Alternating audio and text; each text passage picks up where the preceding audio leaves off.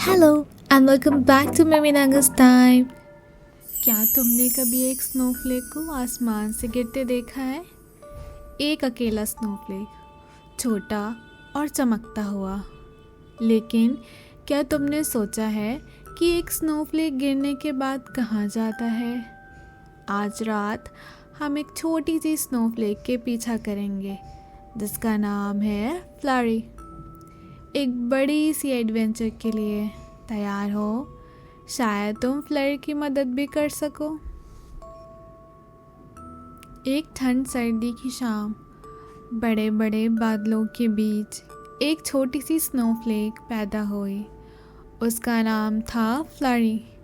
वो दूसरे स्नोफ्लेक से छोटी थी और एक सिंपल स्टार जैसे शेप की थी।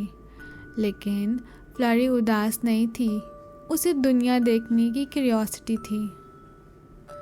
पता नहीं नीचे कैसा लगता होगा, फ्लरी सोच रही थी नीचे की दुनिया को देखते हुए। बाकी स्नोफ्लेक प्रैक्टिस कर रहे थे कि कैसे नीचे गिरना है, पर फ्लरी कुछ अलग चाहती थी। वो अपनी एक स्पेशल जगह ढूंढना चाहती थी। चलो फ्लरी, उसका दोस्त फ्रॉस्ट बोला, जंप करने का टाइम हो गया।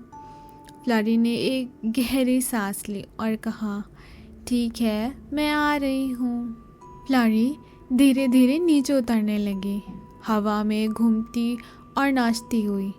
वो एक बड़ी सी स्नोई हिल पर लैंड की। ओह हेलो, एक छोटी सी रैबिट जिसका नाम हॉप्स स्नोई के बैरों से बाहर आई। तुम कौन हो? मैं फ्लरी हूँ, फ्लरी शर्माते हुए बोली। मैं ढूंढ रही हूँ कि मैं कहाँ से बिलोंग करती हूँ। क्या तुम्हें पता है? हॉप्स ने अपनी नाक हिलाई। शायद तुम मेरे साथ खेल सकती हो। मुझे एक टनल डिग करना है और मुझे हेल्प चाहिए। मेरे पॉज बहुत ठंडे हो जाते हैं।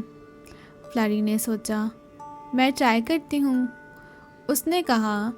दोनों ने टीम बनाकर काम किया। हॉप्स टनल डिग कर रहा था और फ्लरी अपनी चमकती स्नो से उस जगह को कोजी बना रही थी। मज़ा आ गया, हॉप्स बोला, लेकिन मुझे लगता है ये तुम्हारी स्पेशल जगह नहीं है। शायद तुम किसी और से पूछो। फ्लरी मुस्कुराए। थैंक यू हॉप्स, मैं और एक्सप्लोर करूँगी। आगे बढ़ती हुई फ्लरी एक स्क्विरल से मिली जिसका नाम नटी था। वो जंगल में एक्रन्स गैदर कर रहा था। हेलो छोटी स्नोफ्लेक, तुम यहाँ क्या कर रही हो? नटी ने पूछा। मैं ढूंढ रही हूँ कि मैं कहाँ से बिलोंग करती हूँ, फ्लरी ने समझाया। नटी ने अपनी फ्लफी टेल हिलाई। मुझे एक हेल्पर चाहिए एक्रन्स को बैरों तक रोल करने के लिए। तुम ट्राई करोगी? फ्लरी ने हाँ में सर हिलाया। दोनों ने मिलकर काम किया। नटी एक्रन्स रोल कर रहा था और फ्लरी अपनी ठंडी हवा से उन्हें स्मूथ ग्लाइड करने में मदद कर रही थी।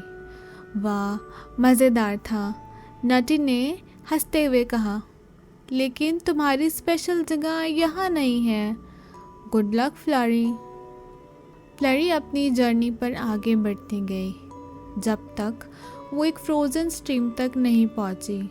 वो इधर उधर देखती रही, समझने की कोशिश करते हुए।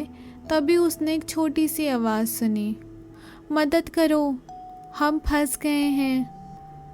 फ्लरी और करीब गई और देखा कि एक ग्रुप ऑफ एंट्स आइस पर फंसे हुए थे।